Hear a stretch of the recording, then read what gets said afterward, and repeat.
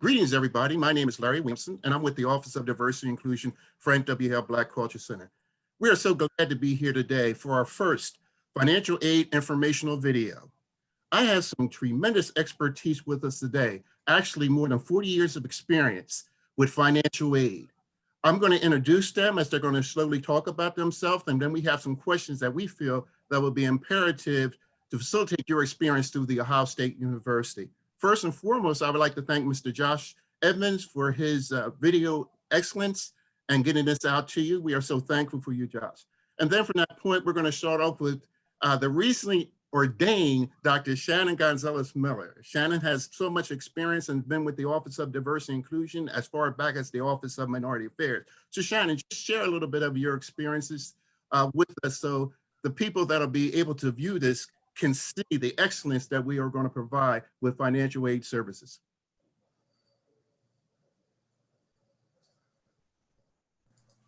Thank you, Larry. That's so kind of you. That's such a nice introduction. Hello, everyone. It's so nice to be here. Like Larry said, my name is Shannon Gonzalez Miller. I have served as the director of a unit in the Office of Diversity and Inclusion, and at one point the Office of Minority Affairs was a financial aid service unit, and I've done that for about 25 years. So altogether, my time at the Office of Diversity and Inclusion is 31 years, and all spent in the office that provides services regarding student financial aid support. Thank you so much. Next, we have with us Ricardo, and I'm trying not to butcher your last name, Zamaripa, or that's the best that I can do at this particular time. Ricardo, you come to us with a value and word of experience. You have done excellence with us with our Young Scholars Program, over 15 years of service to the Ohio State University, and we are so glad to actually have you to be a part of this as well. If you can share a little bit about yourself, Ricardo. Oh yeah, hello everyone. Ricardo Samaripa, and I am the program coordinator for admissions and financial operations for the Young Scholars Program. When I came into OSU in 1999, yeah, that's a little, I'm a little old. But yeah, in 1999, I was a work study student at Ohio State in the financial aid office. I started working in the actual financial aid office in 2007, and been working with financial aid related duties since then. So have a lot of experience working with students at OSU, as well as with the process there at OSU. Also, I was a first-gen student as well. Oh, wonderful. And we might want to mention, Larry, that Larry, you might want to just mention that Ricardo and I have spent the better part of our careers, or at least his career, working together. So I think we make a dynamic duo in supporting students in the Office of Diversity and Inclusion. And I would concur. I don't even have to say it now, Shannon, because I think you said everything, but I'm so glad that you added that to the experience that we have here. And also like to share to you the information that you shared with us, Shannon, that this workshop here is to personalize the financial aid application and award process. We're here to provide access to financial aid related resources. We're here to maximize student financial aid opportunities, to support the Office of Enrollment Services, student financial aid efforts to provide students and federal, state, and institutional funds. And last but not least, to continue the legacy that the Office of Minority Affairs, now the Office of Diversity and Inclusion, has longstanding practice for providing financial aid. So that's just a wonderful wealth of information that we feel that we're sharing. We're not only sharing information in regards to our YSP, Young Scholars Program, or our Mars Scholars Program, but just for students in general. The Health Center is one of the largest employer of students on campus, and the golden objective is to help facilitate not only our work study students, not only our scholarship students, but students in general that have challenges with their financial aid. And last but not least, we have a scholar amongst us and Dr. Andre Brown. And Dr. Brown, I want to thank you for asking us to put this presentation on and have some transparency to the financial aid process. Dr. Brown? Good morning, everyone. Again, I would like to echo the sentiments said by Mr. Williamson, and that I want to thank our financial aid guest. They bring a wealth of knowledge to the process, which could sometimes for a lot of students be daunting. So again, I want to thank Shannon and Ricardo very much for being here and solving the problems and providing solutions for our students. So with that being said, I'd like to move forward with the questions. So starting off, as the due date for FAFSA and the new scholarship university application approaches, what should students know about completing the critically important forms for the 2021 and 22 academic year? Let's say, Ricardo, what do you say for prior to the prior year for FAFSA? Okay. Well, first, when completing the FAFSA, sure that you are completing the 2021-2022 FAFSA, because that's the FAFSA for the new academic year. Well, which actually begins, the OSU academic years begin in summer. So if you are planning to attend from summer 2021 through 2022, make sure you complete the 2021-2022 FAFSA. And the deadline to complete that is February 1st, 2021. And it's important to say that back in 2016, FAFSA changed from prior tax information to prior tax year information. And one of the reasons they did this is because this has allowed students to complete the FAFSA sooner, allowing them more time to complete this application. This has removed some conflicts also with priority filing deadlines, since students can now complete the FAFSA sooner. And as y'all know, meeting the OSU priority deadline is important because it helps you secure your max financial aid award. And this has changed also. This change has also allowed financial information to be available further in advance so that the financial aid offices can award sooner. And this helps with financial planning for the new academic year. And Ricardo, can you say that deadline one more time, please, sir? Yeah, the priority deadline is February 1st, 2021. Do not procrastinate. Make sure that you quickly, or students quickly, start to complete that, because the deadline will be here faster What do than you know it? And Ricardo, it's the priority deadline, but is there a deadline to complete your FAFSA? Well, Shannon and I have always preached it's February 1st. And the reason it is February 1st is the reason that we preach that is because we want our students to receive their max funding that they're eligible for. Yes, you can complete it after February 1st. However, you're not going to be guaranteed that you receive the max financial aid award. I know sometimes we have transfer students who decide to transfer in, after that February 1st date, which they still can complete the FAFSA to see what financial aid awards they're eligible for the 2021-2022 academic year. Excellent. And Shannon, would you have any insights about the scholarship universe? Yes. So I just wanted to add a little bit about the FAFSA that, Absolutely. And Ricardo, we've talked about this before. So one of the other advantages about what's called prior year is that now students don't have to estimate their taxes, or parents don't have to estimate their taxes, because with the tight deadline that the FAFSA was available before and Ohio State's due date, many parents or students hadn't completed their taxes. Now we're using the 2018, correct, Ricardo? 2018 taxes for the 21-22 FAFSA. We're using 2019. 2019, sorry, 2019. Yeah, so those should already be done. And so those can be pulled in from the IRS to minimize errors in terms of making sure that the information is accurate. And then also, like Ricardo mentioned, speeding up the process. So just to give you a little bit of rationale of the value of the prior year. So regarding Scholarship Universe replaces the student financial aid office's special scholarship application. So this is a new platform that we have that the financial aid office has to provide students with the most scholarship opportunities that are available. Now, what the scholarships that you're applying for when you complete this application are the university's donor scholarships. So donors, whether it be corporate or private donors that have contributed to the Ohio State University and to the to the Office of Diversity and Inclusion specifically. And this gives you the opportunity to be eligible university-wide.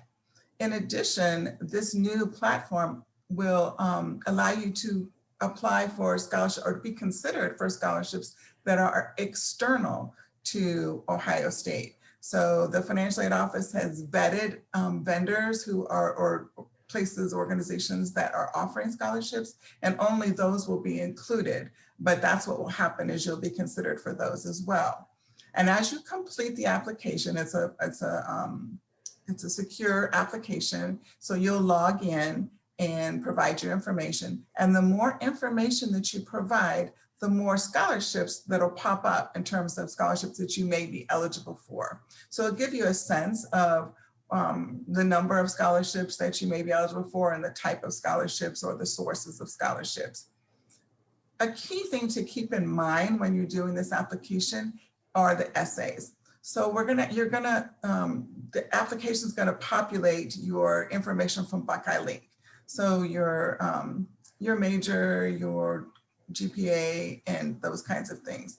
But what distinguishes you from other students and what the donors might be looking for is your leadership involvement, your community service opportunities, your engagement in diversity and inclusion work. So those kinds of things, when the opportunity presents itself, you'll want to do a good explanation of how you've been involved. In addition, there'll be several opportunities for you to check boxes about who you are. So you can check your ethnicity, your religious affiliation, your gender. So those types of demographic pieces of information. And those pieces of information help, again, with your eligibility. For instance, the Office of Diversity and Inclusion has a scholarship that looks for students from Ohio with a population of less than 30,000. Of course, that has to be done manually, and students that have need. And students that offer support to the Office of Diversity and Inclusion. So those kinds of things, again, the more you offer, the more information you offer, the better. So if you have questions about that, we would encourage you to contact us and we'll give you that information later, so that you, again, our whole objective is for you to maximize your opportunities regarding the scholarship process. And that's an example of we encouraging students not to procrastinate. We want them to really think about the process, because you're a student who's, like the example you just used of a student from a town that's less than 30,000. Those are things and aspects of your background information that you really should think about prior to starting the scholarship universe, just so you can optimize your opportunities for scholarships. Is that correct, Shannon? Exactly. Well said, Dr. Brown. And when does that scholarship universe open up? Like, when are it available to students? The Scholarship Universe is available now, and it's found on the Student Financial Aid webpage. So you could just go to sfa.osu.edu and click on the Scholarship Universe application. And students receive several emails in terms of how to do where the application is. So there was a campaign, educational campaign, to introduce the new process. So it's probably in the student's email somewhere as well. Thank you. I'm going to turn the questioning over to Mr. Williamson. Thank you, Dr. Brown. My question is basically, after completing the forms, what should I expect? I mean, what's to happen? What's the verification? Ricardo, could you help us out with the verification aspect of it? Oh yeah, definitely. Okay, so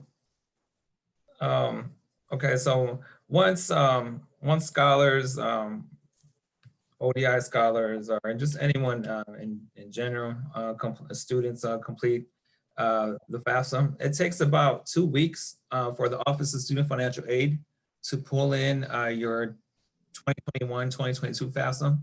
after you complete it. Once it is pulled in by OSU, the Office of Student Financial Aid will notify you via email or on your to-do list in Buckeye Link if you have been selected for verification, right?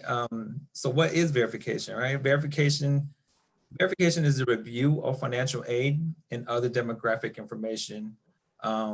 Verification of FAFSA data helps colleges and universities accurately and fairly determine the types of amounts of federal, state, and even institutional aid students receive. So basically, the Office of Student Financial Aid wants to make sure that the student completed the FAFSA correctly, and this is a process that allows them to do that. However, not everybody gets selected for verification, right? And I would say that roughly about 30% of the FAFSAs being pulled in by OSU are selected, and they can be selected for various reasons. Sometimes students' income and or household size changes from one year to the next, and the Office of Student Financial Aid just wants to verify that the application was completed correctly. Other times, a student indicates that she is an independent student, and the Office of Student Financial Aid wants to make sure that they are in fact a student who will not need his or her parent income information. And sometimes a student will get selected on account of their citizenship status as well. Or you may just be the lucky one who gets randomly selected. But whether, if you do get selected, however, please make sure that you feel free to reach out to us, to either Shannon or I, as well as Buckeye Link, the Buckeye Link office. So there's the Buckeye Link in which you see your information in, right? And there's also the Buckeye Link office. So the Buckeye Link office, they're the front people for the financial aid office, the front lines people for the financial aid office, and they're able to assist you with any questions that you may have for them in regards to verification. Just a little tip though, anytime that you call in, and this should be a practice that you guys should practice every time you call in a department at OSU, make sure that you always get the person's first and last name that you're speaking with. That way you have a reference person there. Excellent point. You talked a little bit about any special timelines and what would happen if a student doesn't hear back for any reason whatsoever. What should they do beyond that? Should they go to the website or answer that for us, Ricardo? Oh yeah, so students should definitely always be monitoring their Buckeye Link, especially their to-do list, to make sure that they don't get selected. I've had cases in which a student completes their FAFSA, 2 weeks pass, OSU pulls it in, they are not selected for verification, but then they find out probably like 2 months later down the road, right, that they do get selected for verification, and it pops up on their to-do list. So always make sure that you're monitoring, and students are monitoring their to-do list, Buckeye Link, to make sure that you know, everything's good and that you aren't selected for verification. If you are selected for verification, that's where your forms will appear. It'll tell you the type of form that's needed, and if you click on the title of the subject of the form will pop up in PDF format, right, on your to-do list. Typically, the Office of Student Financial Aid gives you 60 days to complete these forms. However, again, don't procrastinate. Not completing these forms correctly and by your personal deadline may cause you to lose out on financial aid. So these forms are extremely important. Yeah, the best advice I can give you is monitor your Buckeye Link to-do list, and once you see that you are selected for verification, make sure you get on top of that as soon as possible. That way, you get the assistance that you need ahead of time, and that you complete those forms correctly before your personal deadline. Thank you much. Shannon, is there anything you want to add to that? Yeah, Ricardo covered it really well in terms of the details regarding the verification process, and that financial aid is verifying what you put on the FAFSA. So just to make sure, like you said, the information was accurate. If this verification process is not completed, or if you miss the deadline, then you do jeopardize certainly your institutional need-based aid. And then until it's complete, your federal and state aid is held. So there are your loans, your federal loans, your grants, work study, those things will not, those types of awards will not be available until you complete the verification process. And as we've talked about in terms of the deadlines, to ensure that you are considered for the university's need-based aid, such as the Freshman Foundation Program Grant, Scarlet and Gray, work study, then you'll need to make sure that you do meet that deadline. So, and just to extend onto what happens if you're not selected for verification. If you're not selected for verification, then the financial aid office will go ahead and process your award for the academic year. And for freshmen, for incoming freshmen, those begin to roll out mid-March, although the time frame is usually varies based on where we are, where the financial aid office is in getting things processed, but usually late March and sometimes early April. For enrolled students, the process that really varies. And it usually happens after spring semester, right, Ricardo? Is that what we're holding out for, like grades for, is that usually the time? Yeah. So we're monitoring grades, with the financial aid office is monitoring grades for eligibility. And then you'll begin to see the award letters appear, or you'll get notification that your award summary has been updated and that your 2021 financial aid award package is ready to review on your award summary. And Yep. A question that comes out, or a question that maybe is not a process that maybe is not intuitive, is that the financial aid office rolls these out because of the population, because of the size of the student body.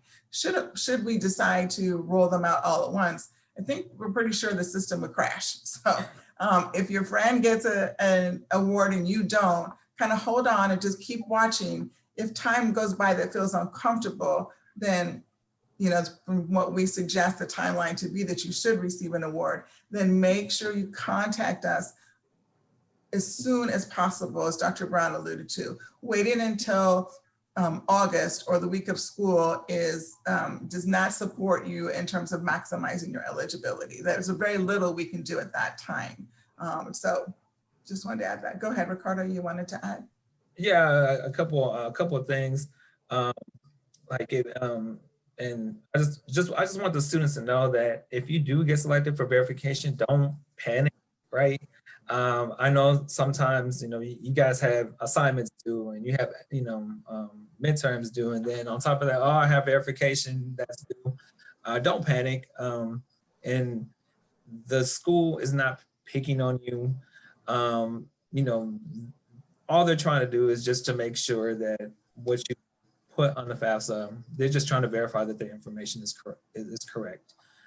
If for some reason, I've seen it work both ways, right? I've seen it work where a student used verification to update their information in regards to making a mistake. And that had a huge impact on their financial aid, in which they were eligible for more aid because of the verification, you know, because of the verification process, right?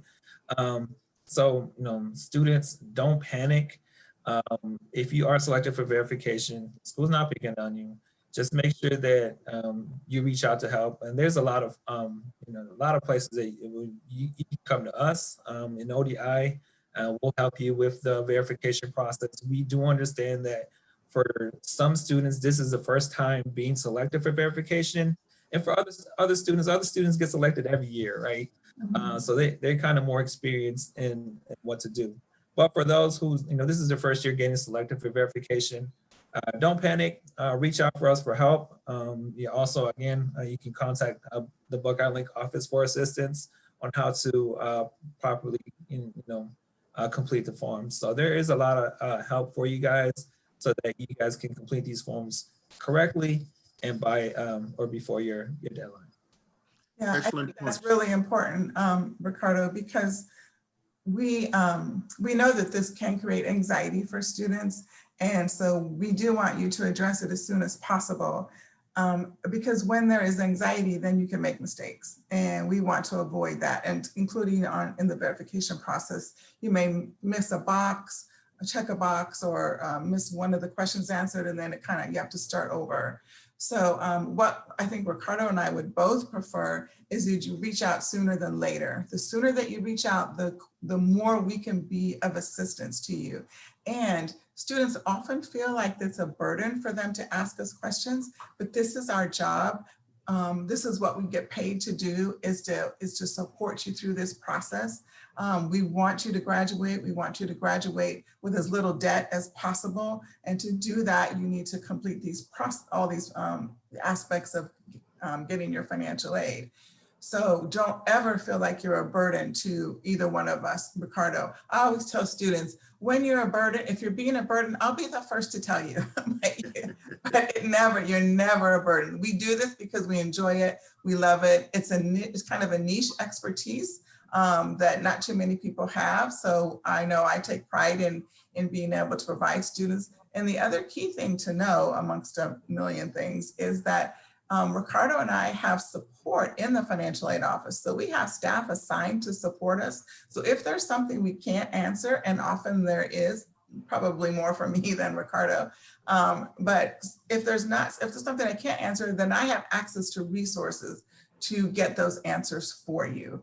So again, it's not a burden at all. We'd much rather help you at this early stage in terms of considering your eligibility versus the end stage when you don't necessarily have the aid that you need to cover your expenses.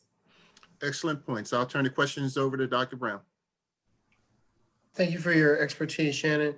And like many things this year, COVID-19 has transformed the way we live, the way we work, the way we go to school. So I asked, COVID-19 has taken a toll on my family in many ways. How can financial aid help with my concerns about paying for school for next year? And this is particularly for our students. How can, are there going to be changes in the appeal process possibly? Well, it's a great question, Dr. Brown. And I think we want students to think about this like they do any of their financial issues or financial concerns. And as we've all heard, the message is to ask for assistance, because assistance is available. And the interesting thing about asking or about seeking assistance is we don't necessarily know what all the options are, what's available out there. So that's when you need to reach out to us to say, you know, what can I do? Or here's my circumstance. Is there anything that can be done? And one of the most common things that is happening during COVID is the change in resources. So people losing a job or a family member losing a job, students in particular not being able to stay employed. So if there's a change in income after you submit the FAFSA, then we can do appeals. The financial aid office has an appeal process for you to let us know, or let the financial aid office know what the changes that have happened and what forms need to be filled out. Also, if you've had a change in expenses, let's say you've had some unusual medical expenses that you didn't plan for, those are appealable. So again, you want to let us know what the circumstances are, what financial challenges that you're facing. And we're not asking you to divulge, you know, all your personal story, but just let us know generally what's going on, and then we can guide you regarding what appeal forms are possible or available for you to be considered for additional aid. Regarding the funds that the federal government has provided, there is the CARES funds, money from the CARES funds. So that is the Together as Buckeyes emergency grant. And that is specifically for families of students that have experienced COVID-related financial challenges. Now, this is not a need-based, there's not a need-based assessment, and there is not a cost of attendance assessment. So for example, if a student is a full ride student, a distinction student, or has full merit aid, you can receive these grants on top of that. So again, if you're having financial challenges, we want you to be mindful that there is support there. For this grant, for the Together as Buckeyes grant, you will need to provide documentation and be very specific. You need to be very specific about what's happened, what's changed for you, what the money is for, if it's for rent, if it's for childcare, because of a loss of income due to COVID-related experiences. If you're having to care for an elder or for a parent because they have been or have a positive diagnosis, then of course you would want to apply for the CARES grant if it's creating financial strain for you. So the other thing is, because there is a lot, I mean, you have to allow for time. It's not going to turn over in 24 hours. So be mindful that time is an issue related to the CARES grant, or the, I'm sorry, the Together as Buckeye emergency grant. Thank you, Shannon. Ricardo, do you have any other insights to share from that perspective with the impact of COVID-19?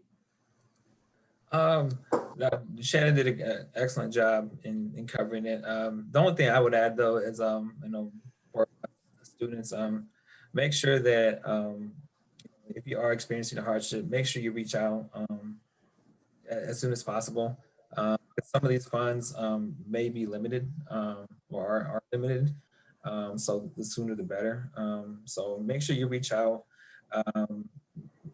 Because one of the other things that Shannon and I do is we not only give you information about grants such as the CARES grant, but we scan your statement of account. We scan your financial aid award to make sure that you are in fact receiving your max financial aid, or also counsel you in regards to what certain things you can possibly waive to lessen your fees. To make your fees less, or if your financial aid is already covering your fees, it could free up some money to possibly give you an additional refund. So yeah, definitely reach out early, contact us, and always ask for help. Thank you, Ricardo.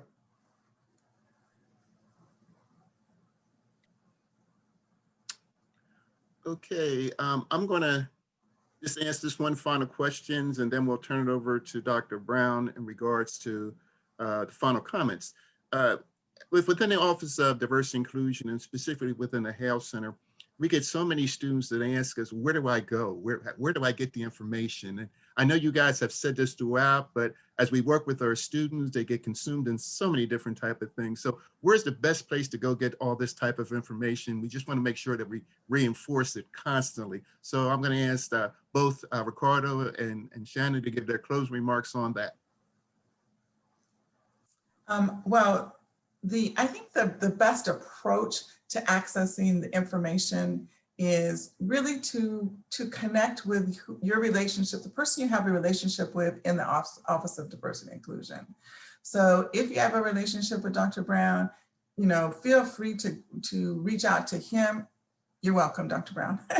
And then he will contact us and let us know what the concerns are. So I work very closely with the staff in the Moral Scholars Program, with Chaka in the JLM Scholars and the James Moore Scholars Program, in the LSAT, our LSAT program. So all the programs across ODI, you have a contact there. And so if you are not comfortable necessarily contacting us, contact your ODI person, and they'll contact us, and we'll give them the information to share with you. Or if your situation is a little bit complex, then they'll refer them directly to us, and then we can work with them. So I think that's, instead of trying to figure out it and scan through the multiple web pages that are available, I think just connecting to your ODI person, it would be the best. Yes, I agree with Shannon 100%. I primarily work with the Young Scholars Program. Shout out to YSP, we in here, but yeah, I primarily work with the Young Scholars Program, and I've been working with them since 2014. So any young scholars who have issues or concerns with their financial aid should definitely reach out to me.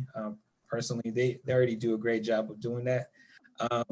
And I would just say for the other scholars,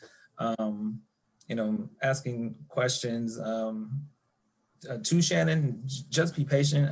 She's only one person, right? but she does great work. And besides answering questions for students, for scholars, she also has other job duties as well. So just be patient. You will get your questions answered, I promise you.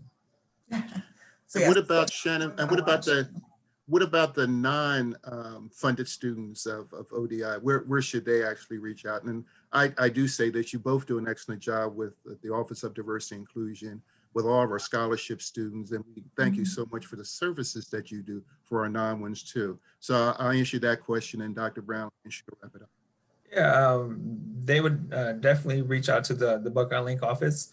Their number is 614-292-0300. Again, 614-292-0300. And they'll be able to answer any financial aid questions that scholars that aren't affiliated with ODI, any questions they have in regards to financial aid. And I don't think that they may be seeing some students light traffic. I'm not 100% guaranteed. I'm not 100% sure due to our current pandemic, right? So the best thing the best thing for students to do would be to call. I would call them first to see and to ask them any questions that they have. And honestly, the best time to do it would be around 9 o'clock. I know students don't want to hear that, but that's when their phone lines open. So usually around 9 o'clock, that would probably be the best time for students to reach out to them. That way, they're one of the first students, right? And they don't have to wait in the phone queue for a long time, because I know generally I would say between 11 and 3, that's probably like the busiest times. yeah, and I do, Larry, work with students that are not affiliated with ODI. They've either been referred to me, or I'm not sure always how they get connected to ODI. But if I can, I will answer questions that are general financial aid related questions, or Ricardo and I answer a lot of questions around the statement of account. So those kinds of things, it's not just specifically student financial aid information. And for things that I can't answer, then again, I would refer you to Buckeye Link. So that you're not held, so you're not getting your questions answered. But yeah, it's a small percentage of students that reach out to me, or get connected to us. And I guess one of the ways that happens, Larry, is through our ODI email. So we get a lot of questions through that, and then those are forwarded to me to figure out how to resolve those, how to best resolve. So yeah, we want all students to get their questions answered. Gotta love those referrals, right, Shannon? Yeah, exactly. But I mean, Excellent. I think that's also that's awesome too, because that's that complements the work that we do, right? And the trust that our scholars, our students develop within Shannon and I. So anytime I have a student refer someone out, I kind of take it as a compliment. Even though it's more work, right? But a compliment of the work that we're doing.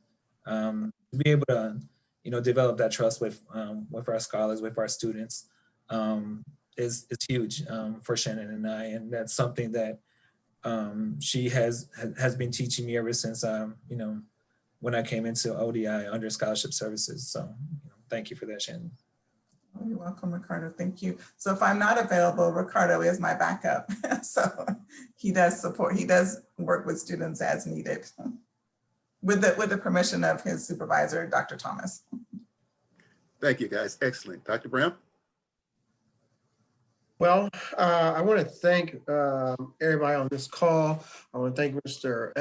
Edmonds for his technical support. I'd like to thank Ricardo and Shannon for your dynamic expertise on financial aid. That definitely will help our students. And I'd like to thank Mr. Williamson for his leadership. I also want to speak directly to students. Please do not procrastinate.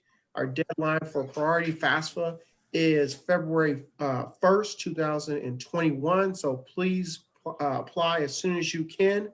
In the event that you're selected for verification, do not panic. Make sure you work with either Ricardo, Shannon, Myself, I'm not going to be able to help you, but I can direct you to the people who can to make sure you get the support that you need, and make sure you ask questions. There's opportunities for in the event that you need to change in an income appeal, or we have the opportunities for Together as Buckeyes grant or the CARES Act grant. So please utilize those services. At ODI and the Frank W. Held Black Cultural Center, we're here to support students from matriculation to graduation and beyond. So please take advantage of those resources and supports. Please join us again for our next financial aid webinar, which is January 21st at 5 o'clock on Zoom. Information will be sent out regarding the how you can participate. Until then, we wish you a happy and safe new year. Thank you.